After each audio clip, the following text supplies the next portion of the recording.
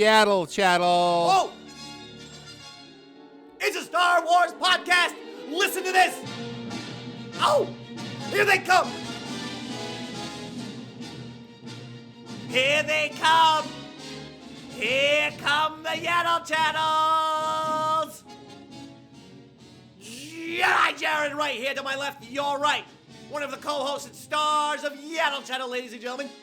I'm Darth David. Also one of the stars of Yaddle Chattle, ladies and gentlemen. And you, all the Yaddle heads out there. Also the stars of Yaddle Chattle, ladies and gentlemen. But that's not all. Luke Skywalker, Darth Vader, Palpatine, Leia, Han Solo, Rey, Finn, Kylo Ren, Anakin, Obi-Wan and Padme, also the stars of Yaddle Chattle. We have a busy show today. We have a lot going on. I know it's Just move to your right a little. There we go. It's been another week. It's been another week. It has been another week of life, another week of pain, another week of just trying to punch our way through that thing, ladies and gentlemen, called existence. You know, there are times where I look at, what's her face, Ahsoka, in that world between worlds, and I get jealous. I go, I bet you that world between worlds is a place where no one can get in contact with you on your phone. And if that's a possibility, that means you don't have to get daily text messages of, I don't know, the world going on fire, society collapsing, relatives squabbling, people fighting. Cats and dogs living together. It's been a long week for for Darth David, I'll tell you that much. But I'm getting through it because of Yaddle Chattle and because of all of you. And we're gonna make it. We're gonna get through this episode. We are, and we're gonna have a good time. And should we make our announcement? Yeah, why not? Let's do it. Well, I don't know if I want to make the announcement this episode. Jared and I have an announcement. It's gonna be okay. I think we should make it next week. Is that a Tony Khan move? Tony Khan is the owner of AEW and general manager and president of AEW, and he literally has that as his fucking introduction whenever he comes out. And he is the guy. That's AEW is the WWE competitor. You know what that is? I'm aware of that. And he always has a big announcement, and sometimes his big announcements are next week is going to be a big announcement. My big announcement is next week is going to be a big announcement. But in all honesty, I'm not sure if I have the mental bandwidth, brain power, or emotional power to deal with, to deal with anything else this week. So can we make it next week? Okay. I mean, what do you want to do? You let me know. What's the announcement? I am good either way. I can make the announcement now then, because it sounds like you want me to make the announcement. I don't want the announcement. I really don't. I just want to make sure that I'm okay with the announcement not being made because I can't think right now. There's several holes in my heart. I feel like I'm constantly getting shot at from all sides. From almost every human being, I have to evade bullets. And so right now, I don't want to have yet another kind of evading bullets emotional breakdown. Is that all right? So next week. I will make the announcement. We will make the announcement. To the right. You're going to have to go to the right. We will make the announcement next week then. There you go. We're going to make the announcement next week, and it's a fine announcement. It's more than okay, and it's a good announcement. But we are talking some Star Wars today, and specifically, something I'm very happy about is that the Phantom Menace returns to movie theaters on May the 3rd. I'm going to get tickets for this. I am going to this. I am excited. Okay, I don't believe tickets have gone on sale yet, but hey, don't take my word for it. Check your local movie theater. Make sure maybe they do have the tickets on sale. I don't know, but I'm going for this, Jared. Will you be attending the 25th anniversary screening of The Phantom Menace when it returns to movie theaters on May the 3rd? And I think it's just that weekend, or it's just on May. I think it's May the 3rd and May the 4th. But you know what? I'm not taking any chances. I'm going to the May the 3rd viewing. What date is that? I think. What do you mean? What date? Is that like a Friday? Oh yeah, I'm pretty sure it's a Friday. Maybe I could probably swing that. Really? Let's see. May the 3rd is a Friday. It's a Friday. So it's possible. We'll see if we can get a babysitter. You gotta go to this babysitter. Yeah. Take little daughter to her first Star Wars movie. No. How old is she? She is like 19 months. She'll be 22 months by that point. Oh my God, she's 2 years old, and we stopped doing the months thing right around now, pal. Just 2-time parent of the year here, Davey Mack, letting you know. We all. Well, she just turned 18 months. So Yeah, no, that's not what we do anymore. 19 months. Yeah, now once you get to 18 months, you start saying year and a half. Okay, the months thing flies out the window after, I would say, 15. Once we get to 16 months, we're starting to get a little bit into the dubious months thing. Got it. Now, 18, 19 months, yeah, we could just say she's a year and a half. She's gonna be 2 soon. She'll be 2. She'll be 2 in May. July. Oh, still, why not just see? Just see. Bring her favorite toy. Bring her a couple fun little toys. So I know that if it's something she likes, she's got the attention span currently of maybe a half hour, 45 minutes. Okay, fair. How about... And how long is Phantom Menace? Like 2 hours minimum. How about we try something? Just try showing it to her on TV before the movie. Maybe like this weekend, next weekend. We show it to her. If she has a little interest, she sticks with it. No, she does like she did like Star Wars when she was very little. Now she has her own interests. That include Minnie Mouse, Bluey. Your basic kids stuff. Daniel Tiger. She's getting into the kids. Yeah. All the little fun kids programming. Yes. Dora? Is that a part of it? SpongeBob? Too young? Oh, God, no. No SpongeBob in my house. No SpongeBob in your house? I've never liked SpongeBob. What? This is a controversial, this is a hot take. Really a controversial hot take? You're literally the first person I've met in my entire life who does not like SpongeBob SquarePants. You're the very first person. I love SpongeBob. I mean, SpongeBob. How do you not like SpongeBob? He's like your classic Bugs Bunny mixed with a little bit of Bart Simpson. If Bart was completely nice, if he was completely cool, had no evil tendencies. What the fuck? I don't know about any of that because I think SpongeBob's an idiot. And I don't... But he's good-hearted. And he's motivated. And he's a great worker. He works for Mr. Krabs. He can do fucking 1,000 hamburgers a day or Krabby Patties. He's a fucking prolific chef. He keeps the neighborhood nice. He's always putting smiles on people's faces, and he's a volunteer. He'll fucking give the shirt off his back for somebody. I don't like the cartoon. I think it's dumb. Wow. This is one of the more shocking things of all time because one of the things that I was actually very happy about was when the kids got into the SpongeBob, and I'm not having to watch the absolute shit of that which is kids TV, and instead I'm able to watch SpongeBob and laugh and have a good time. Actually, well, some of the content's gotten better since your kids were little. Mm-hmm. Bluey is like excellent. Bluey was around. My kids are barely teenagers, bro. So we're only talking 10 years ago. They were little kids. Only 10 years ago. Bluey existed. Did Bluey really exist? Yeah, Bluey existed. Yes. All of the shows you mentioned, I remember seeing. I remember my kids watching those shows. I was so excited when they got out of that phase because that phase sucked. And I swear to God, I showed them Star Wars at the age of 2 and 3. I believe the daughter was 3 and the son was 2. And they had a blast. I remember them both looking in their faces like this. And going like, what is this? This is the best. I swear to God, it was one of the more magical moments. I'm not even kidding. As a father, seeing the son and daughter upon truly, this is a true story.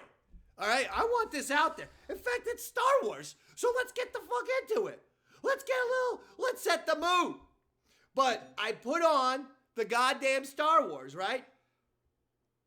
You know, and it goes through freaking this, it goes through that. Okay? And of course. Go ahead, you talk for a second. No, so ask me a question. I could totally understand what you're getting at, but did you do that at home?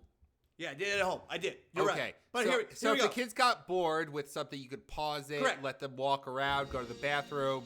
When this music hit and the word Star Wars came on screen and the yellow scroll popped up, I saw a little boy and a little girl turn to each other and look at each other with pure magic. Magic in the eyeballs, smiles on the faces, going, "Oh, what is this? This ain't fucking Bluey. This ain't the fucking Blue's Clues either. How many goddamn kids shows have to have the word blue in it, by the way?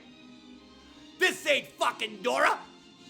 And whoever the male Dora was, that little fucking... Diego? Yeah, Diego, that's right. The male Dora. This ain't none of that shit. This is pure fucking magic, and my kids loved it. Now, I did show... This was episode 4. In complete full disclosure, I did not go with episode 1 as their first. And you didn't see it in the theater, which means you would have to shell out money and be in a communal environment with other people who, if your kid starts acting up, I've always been that guy that would say, here's $20, go get a fucking babysitter. No, I'm that guy. Like, Jesus. Don't. Oh, he's got a cough, ladies and gentlemen. He's sick. Get some water in your system. Don't worry. I've always been that guy. Like, if yeah, I'm going to the movie theater and I'm not, like, I'm seeing, like, I get that Star Wars to a certain extent is like a kid's movie, but, like, if they're little kids, like my kid, like a year and a half, 2 years old, hire a fucking babysitter. There's a difference. Like, a 4 or 5 year old's gonna sit through that versus a year and a half old. So my kids, though, when they were bored, they didn't make noise. So, like, if they were bored, if I brought, like, a stuffed animal or, like, you know, something like that, or shit, just put my phone on mute and let them fucking play, you know, goddamn Angry Birds and some shit, they were more than fine with that. Like, they weren't, like, if they got bored, they weren't all of a sudden like, get me out of here, you know, screaming and shit. They were just, like, kind of, you could feel that they just kind of wanted to get up and I'd be like, oh, here, take this. Or that's when you give them food, you know, just fucking give them food, you know, and then they get into it again. I'm telling you, there's all kind of tricks. All kinds of, but to answer your question, the youngest I did take my kids to the movie theater, I'm almost positive, was very soon after this. Like, I rolled the dice and decided around 2 years old, I think 2 and 3, to take him to the movie theater. It might have been Smurfs. So you took him to, like, a specifically for kids film. Now might have been Smurfs or Ice Age or some shit. So you're talking for something that's gonna be for very little kids. But Jared, what I'm saying is, if Phantom Menace was out, I would have taken him. I would have. I know. I promise you. And there you. would have been all video, and you would have been recording in the theater, and there would have been a whole hoopla because you were recording your kids. And, you're saying I would have gotten kicked out by the movie theater for possible bootlegging? Because I would have had the phone on them and then the screen, and they're like, he's recording the movie. Yes. Someone called George Lucas a Catholic Kennedy and have him excommunicated from the Star Wars religion immediately. And that's the other thing you got to keep in mind, too. You got to think of the people that are going to see a 25-year-old re-release in the theater. Yeah. If they see you bring a 2-year-old to a movie theater, you're gonna be pissed. This is they're gonna give you the look of death. Oh, come on! Don't do that, Phantom Menace fans. I am trying to show my children. Well, actually, my kids will be going with me to the 25th anniversary of Phantom Menace on May the 3rd. But I'm trying to get Jared to go. That's a perfect family outing for your kids now, right? Yes. But you will look like 2.5 months from now, you're going to go into that theater and see a very specific type of person in that theater, And imagine a year and a half year old, 2-year-old going to see that movie, and you're like, he was that right. should be I disagree. Right. If there is a criticism, I think, of episode 1 of Phantom Menace that people had at the time, it was that George played it too young. That he was playing for too young audiences rather than the guys gotta sell toys. Yeah, but I mean, he could always sell toys. The point was that people felt like rather than playing maybe to a minimum of a 9 to 10-year-old audience, which the original trilogy maybe starts you out at, this was like the year 1 people are like 5 and 6 with the Jar Jar. And again, I'm a Jar Jar fan, but I do think that people felt it was too childish, that first one. So I do think that a younger kid can be brought to Phantom Menace and have a good time. 2 years old, that's pretty young. I say we take. Young. I think that's too young. You're not even gonna have to pay for the ticket. No, you won't. For her ticket. You're not gonna have to pay for her ticket. I'm gonna have to pay for my ticket and my wife's ticket. No, put her in the baby seat. If you really want to save money, no wife. Daddy-daughter day. Daddy-daughter day. It'll be a day that you guys always bond, and here's what we do. You can choose an aisle seat, and we're going to put her in the little car seat and put her right next to you in the aisle there. And then this way you never have to worry about getting her a goddamn seat. We put a couple stuffed animals, and a little fucking electronic gizmo that makes no noise. All right? We got a couple snacks in there. E.T. We're going to the E.T. next. Forgot to turn off the music. No, if I'm going to see it, I'd probably end up seeing it by myself because my wife is not a Star Wars fan. At all? She'll watch like the shows and stuff like that, but I think she's only half paying attention because she never asks like questions. But she will watch the shows? She'll watch the shows. No love for the movies? No, I tried getting her to watch episode 4 with me, and she was like, I'm bored. What about Rogue One? Try it with some of the new stuff. She saw Rogue One with me, and she liked it. Yeah, okay. So here's the way I think. If people are like, fuck. Sorry about that, Jared. It's okay. If people, sorry, hold on. That's all right. I'm on the air, sir. If people, what were we fucking talking about now? Oh, how my wife. My wife ringtone, by the way, is the New York Yankees thing. In case anyone's hearing it, but I have to tell you, it always. I just keep mine scares on silent. me. Here you go, right? I thought I was going to give you the whole song. Here you go, right? This is what I hear when it...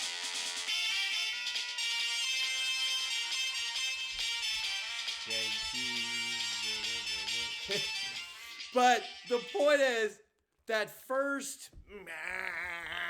It always sounds like some kind of, awful alert, like, fucking World War III is here! Watch out! Head to the bomb shelter! Well, they have that. I wish the first note wasn't so scary as all. I still like the Yankee theme song as my phone ring. But you were saying... You know what it is? It's you've been conditioned. That's why I keep my phone on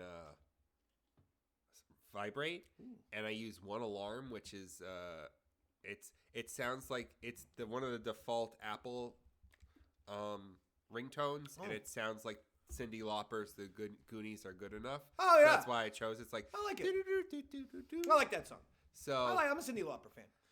That's my alarm. I have Cyndi Lauper's phone number. Yes. I'm not even kidding. And Eric Bogosian's. Yeah, Eric Bogosian. And there's a couple other celebs in there. And I've never abused them, but I think one time on Celebrity Apprentice, I sent a text to Cyndi Lauper that said, "Good luck, Cyndi. I'm rooting for you." That's all. I didn't abuse it. It was a nice fucking text. My wife worked. Good luck, Cyndi. I'm pretty sure it was Celebrity Apprentice or one of those celebrity shows. Yeah, my wife worked the finales for the Celebrity Apprentice as audience, like a person who seats the audience. So, favorite aspect of Phantom Menace. What is the highlights? I would probably say Liam Neeson and Darth Maul. Oh, and Mace Windu. Mace Windu. Seeing Sam Jackson as a Jedi. Well, okay, so you're giving characters as the highlight. That's fine. That's fine. I'm allowing you to do this. What I'm saying is, I was thinking like I like the pod race, lightsaber duel, underwater exploration. You know, there's always a bigger fish. I think that kind of thing. I liked Qui-Gon Jinn because it gave... So just Qui-Gon in general is the highlight of Phantom Menace for you. Yes. Fair enough. I actually was watching the movie all kinds of high. And you know what I thought? I don't know if they should have killed off Qui-Gon. In the same way that I don't know if they should have killed off Darth Maul. If you go back... Now, we've talked about the Dave Filoni thing, saying that Qui-Gon had... that the whole purpose of Episode 1 and why it's so important, and it's extremely important, is because Qui-Gon had to die. Because he was going to break, sort of, from Jedi dogma, and that, yes, he was going to teach him the light side of the Force, but he's also going to teach him love. And that he was like, fuck all this bullshit about no connection. We're taking this kid away from his mom, so I'm going to be his new surrogate dad. And this is going to be my little son. And I think that would have been kind of cool. Now, it makes sense. Anakin, he lost his mom, and then he sees his fucking, and then his dad gets killed. But that's the point. This is why I'm saying that. He didn't see his dad get killed. Right? Anakin's in the fucking spaceship on Episode 1. You see what I mean? I think that's why I don't always make that connection that Filoni makes. Is because we should have seen Anakin go, no, you're classic. No, it happens in Star Wars a lot. Someone gets fucking cut down and then our heroes go, no! Like, we should have had an Anakin. We do, though. And with Anakin and Qui-Gon? Not with Anakin and Qui-Gon. We get the no with Count Dooku. Because it's Qui-Gon's death in Tales from the Jedi. Yeah. No, that's why that episode is phenomenal. That puts Count Dooku over the edge. Well, this is what I'm saying. If you haven't checked out Tales from the Jedi and you're not a Star Wars animation person, just watch that one episode of Dooku, Yaddle, okay, the show's namesake. And by the way, Yaddle, love you, sweetie. And, and the Emperor. Oh, God. It's fucking great. I would actually watch the episode right before that, too, because that episode was pretty fucking awesome. That was Dooku and Mace Windu, your boy. Yeah. Okay, and that was pretty fucking awesome, too. But definitely watch those episodes. They're short as shit. Like 5 or 6 minutes long, yeah. Yeah. Or no. 15? 15, yeah. But I guess with credits, yeah. You're getting only about 10 minutes or so content. For me, I guess... I still can't get over that pod race in a good way. When I was a kid and I saw Return of the Jedi in the movie theater, I thought, holy fucking shit. Outside of the Jabba stuff and the Emperor shooting lightning at Luke, which I fucking loved, I thought, well, nothing's getting better than the speeder bike chase scene in Endor. Like, as a little kid, I was like, that's it. Fuck all chase scenes. Like the French Connection was very famous for their car chase scenes because they literally had the cars going 100 miles an hour. It was the same thing with the Blues Brothers. The Blues Brothers are comedy, but as far as car chase scenes go, it's got one of the great car chase scenes ever. And they were saying that the one part of the car going through Chicago, they clocked that car in at about 100 miles an hour. I mean, they had to close down the fucking road. I know. John Landis is big risk taker. Yeah. Big risk taker. Yeah, right? Uh-oh. Twilight Zone, is that what you're referencing? Yeah. Helicopter! I still think he's one of the greats. Woo! Dark, Jared. Helicopter incident from Twilight Zone. I Google know, it. but he's directed so many of my favorite movies. And Thriller. Don't forget that. And Thriller. So I just can't get over that pod race scene. To me, still to this day, those two scenes are so fucking fantastic.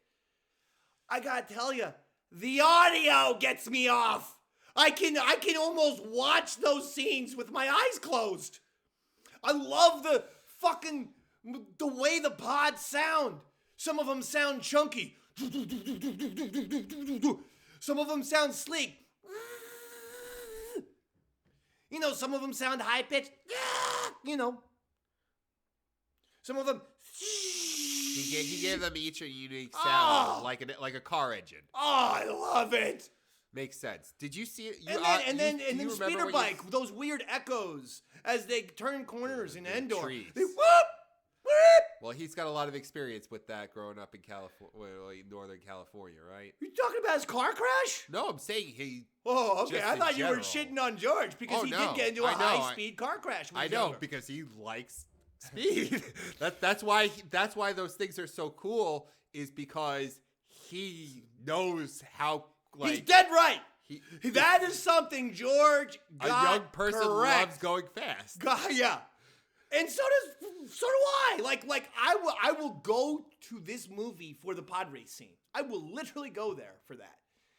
I mean, they're just, I don't know what it is. It's just the combination of the visuals and the audio is so perfect. And it's like I said, the same thing with the speeder bike. I just can't get enough.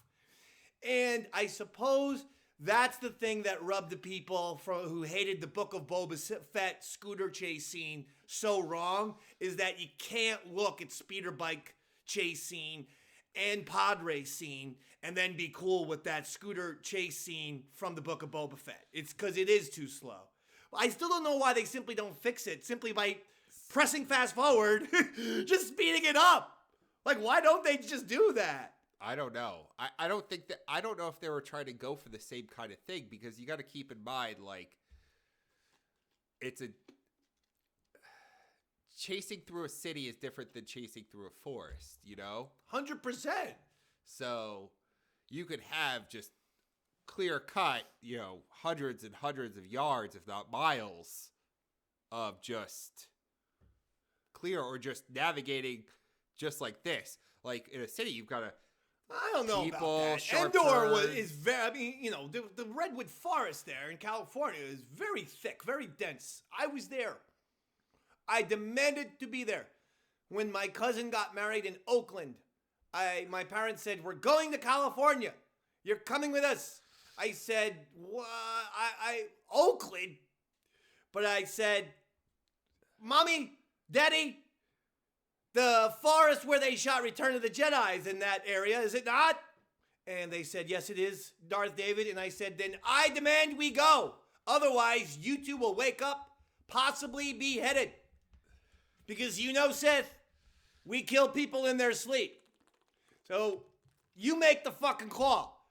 Do you want a crazy little child, redheaded fucking freakazoid, Kind of remind, a lot of people say, I reminded, when I was like 8 or 9, I reminded them of Damien from The Omen. Okay? Even the priest, we live across the street from a Catholic church. Even the priest would run the other way when they saw me walking down the sidewalk. Okay? Sometimes the priest, they would hook the fucking hose up to where they keep the holy water and just try and fucking squirt me, like a fucking, get him! Get him! With the fucking holy water hose. They thought I would probably, burst into flames because, I was the spawn of Satan. But then none of that happened to be the case. And they took me to the Redwood Forest. It was fucking awesome. I was walking through where Luke and Leia got on that badass chase. I loved it. Not so much for the nature, because I kept getting bit by bugs, but I loved it for the Return of the Jedi shit. Do you remember when and where you saw Episode 1?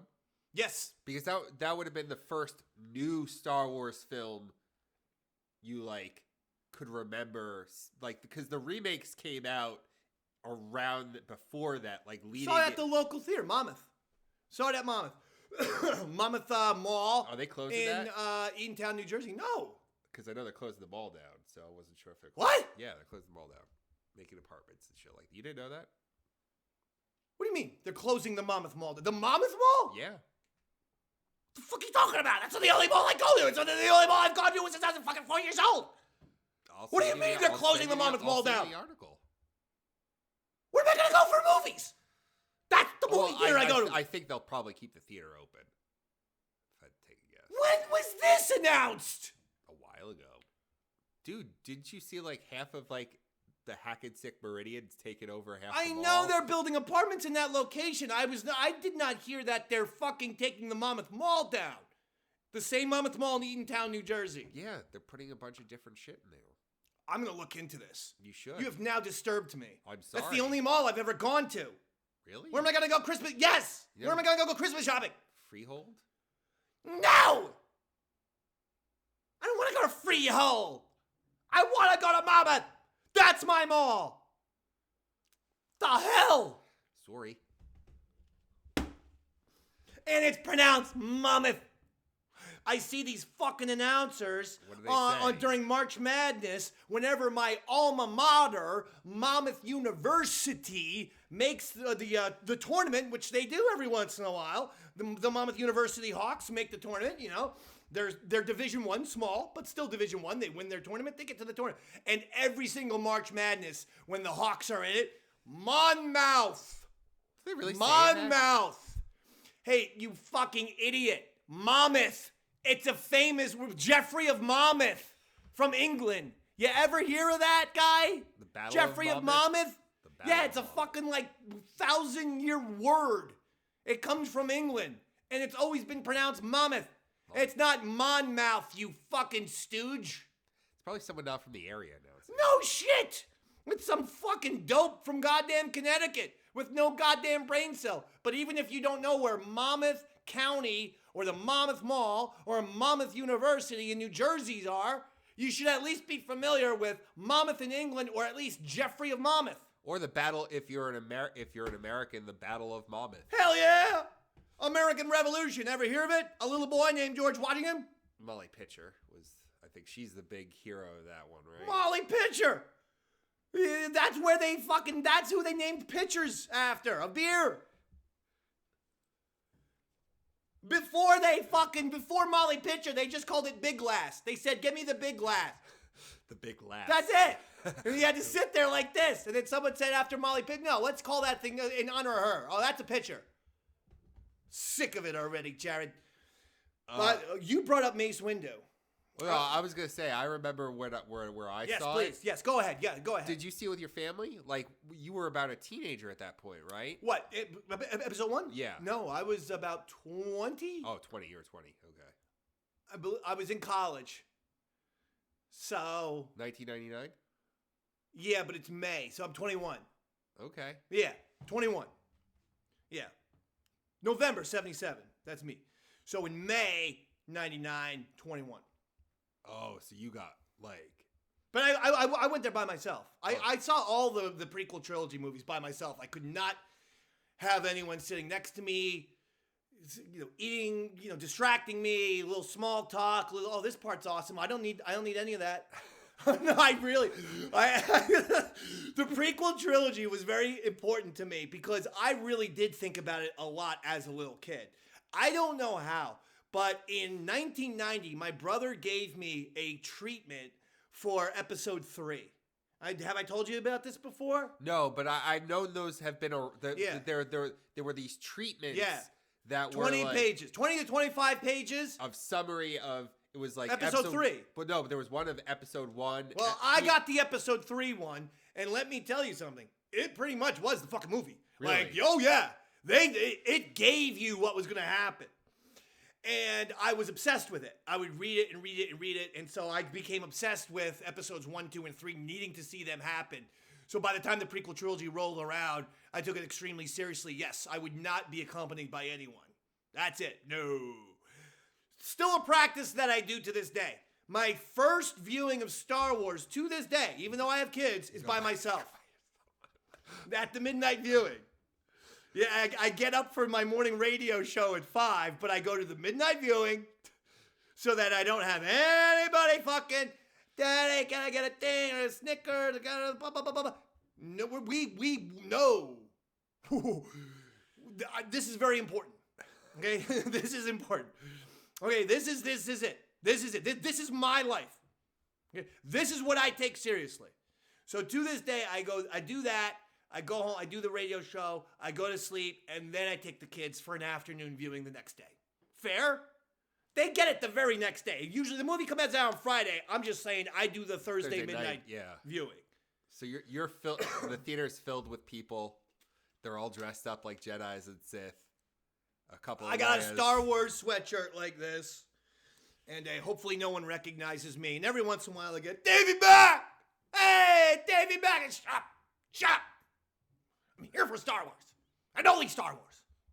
I remember when episode 1 came out, because the marketing was just the biggest I'd ever seen on a movie. Huge. Ever. Huge. Like cereal boxes, Pepsi bottles.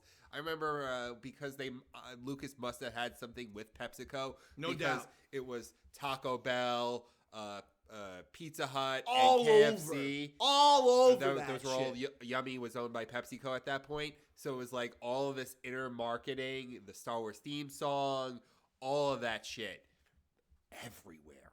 I know. Like, now, I've never seen it since. Like a marketing campaign like that since then, no one's ever come close. My favorite product that is still funny to this day is the Jar Jar Binks ring pop, where it was Jar Jar's head like this, and the ring pop was his tongue.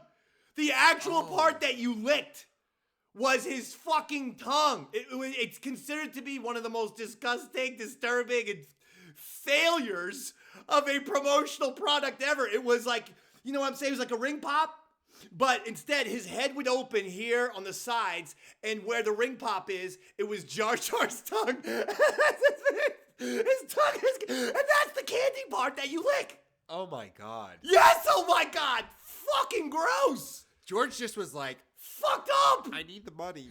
I need the money. Yeah, give me, and, make sure you have that fucking crazy-ass Jar Jar, like a fucking ring pop, so that, fucking people have to French kiss Jar Jar in order to, get some cherry flavor with the candy there. That's a really fucking funny joke. So all the people who hate Jar Jar, fuck you. You're gonna be making out with him, you fucking pieces of shit.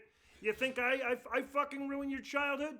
No, I didn't ruin your fucking shit. You know who ruined your childhood? The Jar Jar Binks ring pop. When you start getting nightmares about you fucking French kissing Jar Jar Binks, you fucking alien-loving twat.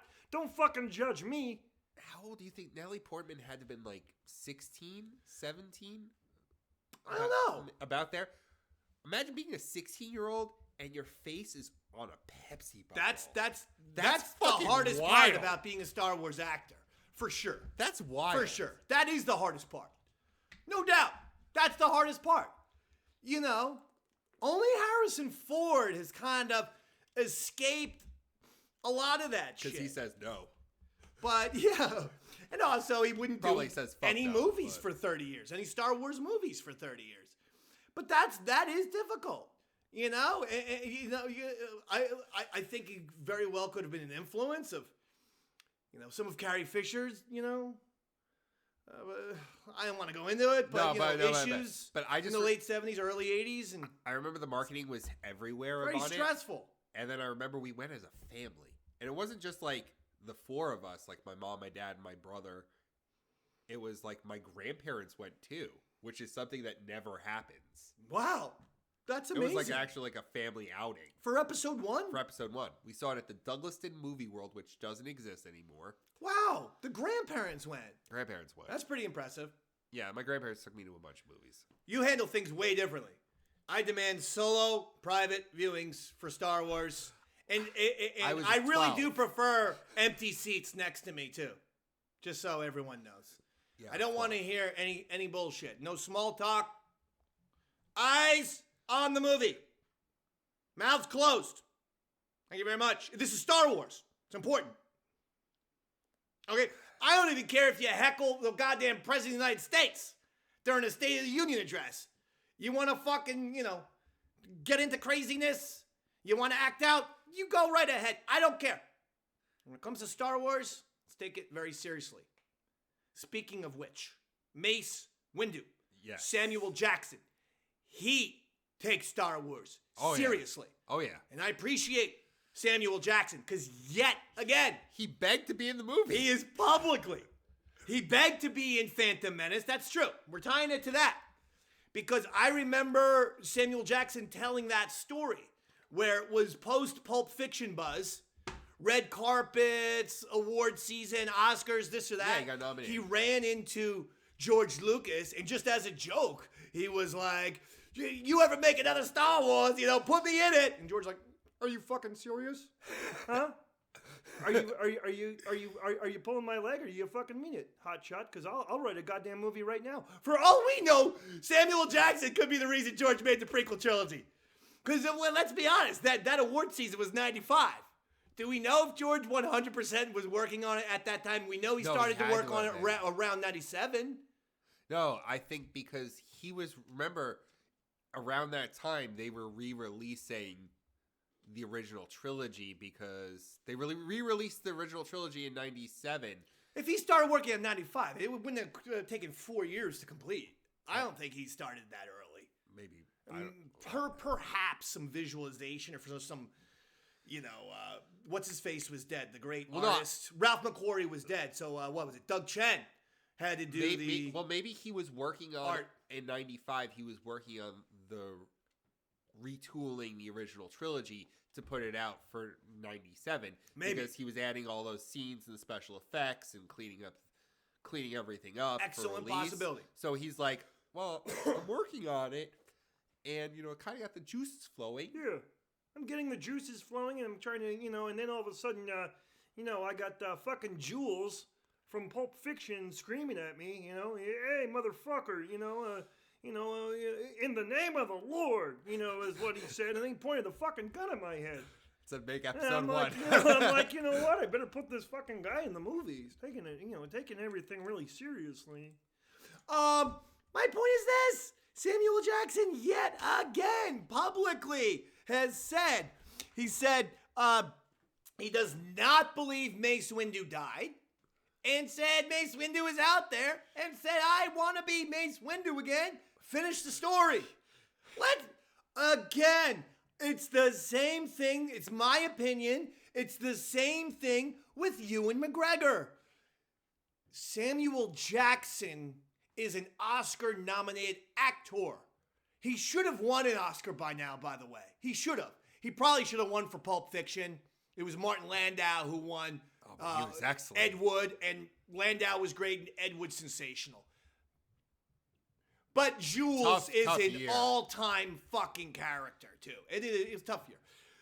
But still, Samuel Jackson by now. You know what? The movie I thought he was robbed because he did. I'm not even sure if he got a nomination. I always thought he should have been nominated and won for Django in a supporting character role. I thought he's sensational. He plays older. Actually, he's playing his age or something because he's like, what? He's actually like 70-something, isn't he? Yeah, he's in his 70s. But he looks amazing for his age. Like he's amazing in that film.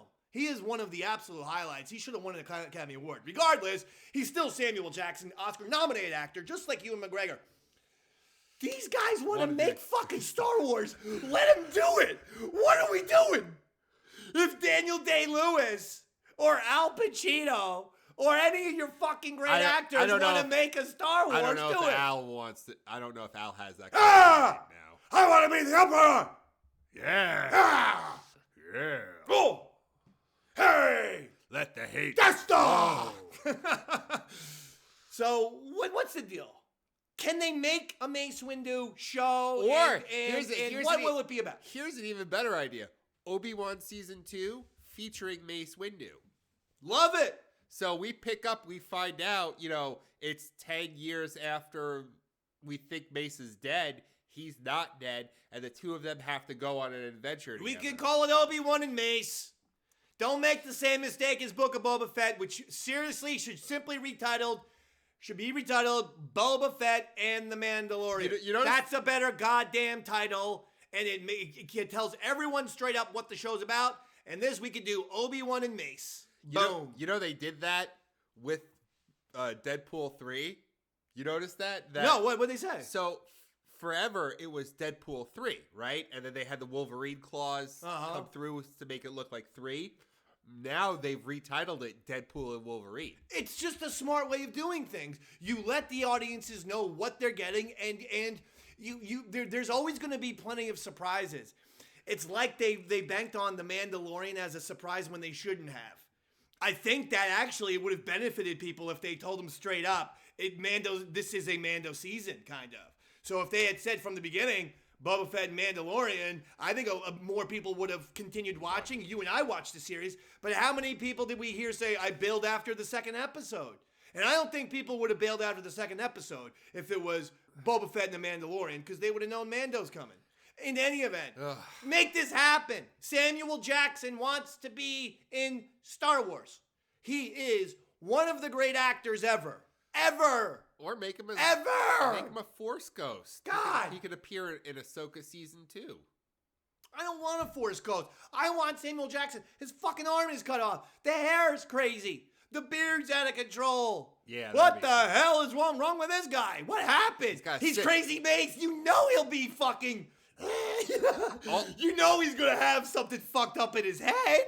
Yeah, I'd like to see it look like Jules Winfield with a robot arm. The whole show could be about Obi-Wan like a Pulp Fiction getting Mace Windu's sanity and light side of the Force back, because he could be a fucking insane maniac.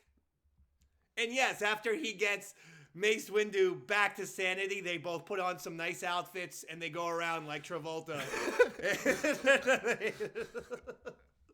Maybe like taking out Inquisitors, you know? Yeah. Like they go into like a fucking apartment and there's one Inquisitor on the fucking couch eating pizza and there's one Inquisitor on a recliner chair just sitting there. Is this dead Inquisitor storage? Is Yoda a bitch? Huh? Then why you trying to fuck him like a bitch? So put Mace back in. Another guy from episode 1 we got to discuss. Ian McDiarmid. Don't know how this popped up, but it did. We're just going to cover it. That's why sometimes it's good to have a adult show, which is a Star Wars podcast. Because for some reason, here's the following quote from Ian McDiarmid, which is a public interview that you can vouch for, you can confirm for yourself. Quote, "Please don't pursue that line too vigorously, but yes, Palpatine does have sex. It's a horrible idea to think of Palpatine having sex in any way, shape, or form. But then, of course, perhaps he didn't. Maybe it's all to do with the midichlorians. Don't ask me what those are. Never trust your granddaughter." That's the t-shirt Palpatine got made shortly after his death. The line that everyone is capturing is, quote, "Palpatine does have sex." Close quote. Ian McDiarmid deciding to get a little freaky in the Star Wars community. Jared, opinions? Does Palpatine have sex? I guess we brought this up before, didn't we? I don't think so. I do not think so.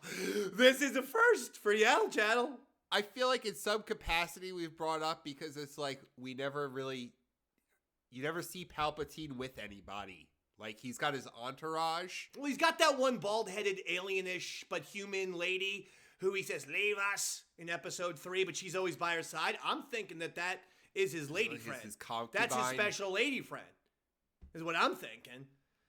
When he does that speech, right? About, secure society has already, the Jedi's attack has left me deformed, but my resolve has never been stronger. When he does that speech, look at the platform, and it's the big blue, horned guy and that lady. Same lady who is next to him at the opera. That's got to be his lady friend. Okay. That's what my opinion was of that. I thought character. she was like his executive assistant or something. Executive assistant in a Vince McMahon type of way. I think. Okay. I mean, it's possible he has a granddaughter, but I mean, well, Rey's the granddaughter. Yeah, I guess that's canon now. It sure is, pal. Is it going to bother you when she's Rey Skywalker? No. And she goes around calling herself Rey Skywalker? Is that going to upset you? I don't understand this whole thing now. Like, this is another complex thing where they're talking about a new Jedi Order. Yet Luke's whole thing was the Jedi was supposed to die. And Rey is Rey is supposed to create. She's not like, I viewed calling herself Rey Skywalker as like the idea of master, or like Kylo Ren, like the Knights of Ren. Right. Like, Rey Jedi. Like Rey Skywalker is now the new title of whatever order she's creating, and now they're just saying, "Oh, it's a new Jedi Order." I'm like, you know what? I just came up with something I don't get any of this. No, I know. Doesn't make any sense. Okay, what if she called herself Rey Jedi? Would you have any issues with that, or is that too on the nose? I think that's too on the nose. I'm just trying to throw something out there. Like, if people are offended with the Skywalker thing, if she actually changed her name to Rey Jedi. I'm not, like, upset with the fact that she changed her name to Rey Skywalker. If Skywalker is going to be, like, the new order and that everyone who becomes part of the Skywalker order is, like, there's a new philosophy to it. I think that is absolutely a possibility that very well could be the case for the Rey movie. Or they just throw all of that out. They're just like, she just changed her mind and started a new Jedi. The only thing about it is, while Skywalker is an extremely cool name, so is Jedi. It's kind of a cool name. And so, but I actually think more than likely that is going to happen. That she is of the Order of Skywalker now. She's going to create more Skywalker Knights. Okay. I think there's a great chance. I would hope that there would be some kind of consistency, but I think that will be the case. I really do. We never know. So, but just to bottom line, does Palpatine have intercourse, or does he do some sort of weird voodoo magic to impregnate a lady? I think that considering how powerful he is, he could make whatever, even at no matter how old or how disfigured. I'm sure he makes it work. This is disgusting. I don't like thinking of this. I love Palp so much. But do you think, here's the thing. Palpatine could use his like force power to like mask his appearance. He's done it before. Didn't he? All right. He do that so he could change himself to be like George Clooney or I think that's really great. I think that's what he does. Handsome Sheev Palpatine walking around. You don't have to call me Emperor. Call me Sheev. You want some more to drink? Come on. We're having a party. Here's the one thing about him. So I think I want to say everyone's right. I want to say, disgustingly enough, I hate to say it, he does have sex. I think he is having sexual intercourse with the bald lady. And I think she's got something to do with whatever. She maybe had the kids who are Rey's parents, or the kid, the son.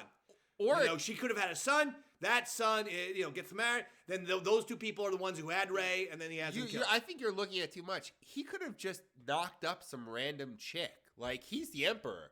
If he could just point to one woman and be like, bring her to my chambers, what are they gonna do?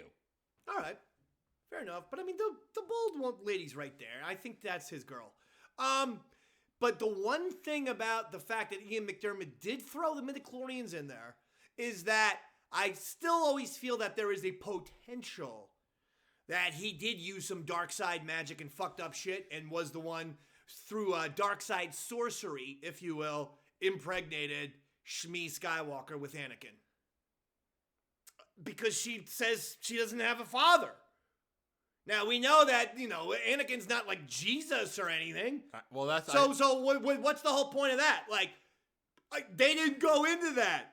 But that's always been spinning around in my head.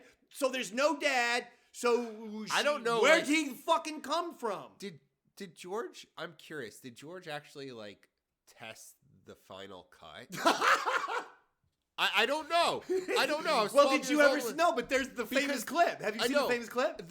Yeah, where she says that, he's explaining the midichlorians, and he's No. I'm talking about the clip of, you just asked, did George show this to anyone? There's a clip of George, the producer, Rick McCullough, and a few others, and they're watching the final cut of Phantom Menace, and you see it and hear it in the room. You hearing people go, is that the movie, George? Like that's in one of those Phantom Menace documentaries where they're like, whoa. And even George is like, okay, we have a little work to do in post now. We have a little work to do. Yeah, they show that. You can readily look that up. Just YouTube it, in fact. I guarantee you it's fine. But it's definitely in one of those original Phantom Menace docs. So I'm sure he showed it to some people. But he didn't do a test on it? He might not. He might not have, because if it's Star Wars... He thinks it's going to make $1 billion. Or just that he wants to keep it surprising. He doesn't want people, spilling the beans. So he wanted to keep it super secret, so he felt like he could only entrust the Lucasfilm group to show it to. But they were not like, oh yeah, woo! There was no applause or anything. It was like a lot of quiet. It was like, We don't want to hurt George's feelings. Yeah, what the hell? Yeah, what do we say to him? That kind of shit. Like, how do you approach George and be like, hey, George, we got to talk about this midichlorian thing. Like, I don't know how that's going to, like, the audience are going to say, you're trying to quantify the Force, which you've kind of indicated previously. It's kind of a mystical thing, almost a religion. Everyone has it. It's almost like the chi. Yeah, he didn't explain it well. He didn't. But I like the fact that the original trilogy, it was kind of ambiguous. That, like... No, Star Wars is about faith. It is. The midichlorians are simply... You see a kid outside in the playground, and say there's like 10 kids playing pickup basketball, and 9 of them are playing like normal kids. But then one kid has insane like ball handling ability, can shoot with both hands and this and that. You could go, well, that kid has it. That's like the midichlorians. That's all. It's just an indicator that kid has it. Doesn't mean that kid's definitely going to grow up to be Jordan or LeBron.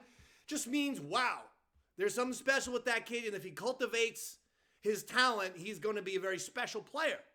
But Anakin didn't cultivate his talents. He was very, very impatient, impulsive, and selfish at times. And the last thing we're going to say, Jared, is Ludwig Göransson says, I would love to do the music for the Mandalorian movie.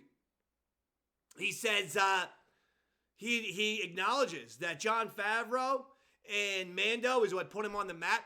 Ludwig Göransson now up for an Oscar for doing the score for Oppenheimer. So, I mean, Ludwig Göransson's now working with Christopher Nolan. What arguably the best pound-for-pound filmmaker today. Talk about a guy I would love to get in the Star Wars galaxy. I would pretty much do anything if Christopher Nolan would join our little fun galaxy. But regardless, Ludwig Göransson is so talented. I love it. I've bought Mandalorian Season 1, Season 2 fully on iTunes just for the soundtracks. I love them. I'm not sure if I bought Season 3 in full disclosure, but I love... Oh, wait, he didn't do the music for Season 3. That's why. So I'm very loyal to you, Ludwig. Because he's probably working on... He's working on Oppenheimer. Yeah. All right. So... We got one more. We got an email from Joe Dallas. Oh, excellent. All right. Before that, excited for Ludwig? Should Ludwig be doing the music? Or could we get Johnny Williams from one last hurrah? Well, John Williams said he's not retiring anytime soon. Here's the problem. Exactly. Now he said he wouldn't do any more Star Wars, but he did with creating the theme for Obi-Wan Kenobi. He created the main theme for that show. So he said no more Star Wars, then he does Obi-Wan. So now Star Wars is back on the table as far as I'm concerned. Here's the problem with that. You've got him. You've got Michael Giacchino, who's right up there, who's kind of like the heir apparent to a John Williams. Yes, he's one that I particularly love, and he's very good at like adapting things, like staying true. Like, the more you watch Rogue One, the more you realize the music is sensational. It's just that when the movie first came out, everyone's like, "Well, I missed the John Williams stuff," but now that you rewatch Rogue One, you get used to it. No, the music. Phenomenal. And just like John Williams, people have themes. Characters have themes 100%. It's great. But you've got people like Kevin Kiner, who's been brought up. Jesus. And Ludwig Göransson. So it's like you've got a great bullpen to pull from. I think I would go Kevin Kiner with all things Filoni directed. Your Ahsokas and whatnot. Because Kevin Kiner, Filoni, right? Clone Wars was Kiner. Rebels was Kiner. So things Filoni, Kiner. I'd like things Favreau to be Göransson. Everything else, you're right. Give me a Michael Giacchino. Yeah. We'll keep it nice and simple, and you ask the master first. Do you want any part of this, Johnny Williams? Because if you want any part of this, we'll tell Giacchino take a seat on the bench. But if you don't want to do a whole movie or anything, we understand. We'll get Giacchino. Well, here's the other thing. You're talking about the Rey movie, right? You also got to keep in mind how old he's going to be. Yeah, he's going to be 92 now, right? He's 91. I think he's 91, right? These movies, like the Rey movie's not coming out till 25, 26. Yeah. The James Mangold movie, like the opportunity for him to do a biblical epic Star Wars film where he could do music like the Ten Commandments. Oh yeah. You know, that's a huge opportunity. You know, he can't that would be. Oh my God. I've got points to do. Oh, points. Okay. Points. So I'll do some points here. I'm excited to announce that the points have been counted up to the 90th Stone anniversary episode. Here are the current totals as of the 90th show. Excellent. And who sent this? Joe Dallas? Joe Dallas. I'm assuming? Yes. Thank you, Joe. 9th place, Jeff from Philly, 2,500 points. Excellent, Jeff. Well done. 8th place, Ryan Block with 7,000 points. Great job, Ryan. 7th place, Justin Worst, 7,001. Fantastic. And you're not the worst, Justin. You're excellent. Excellent.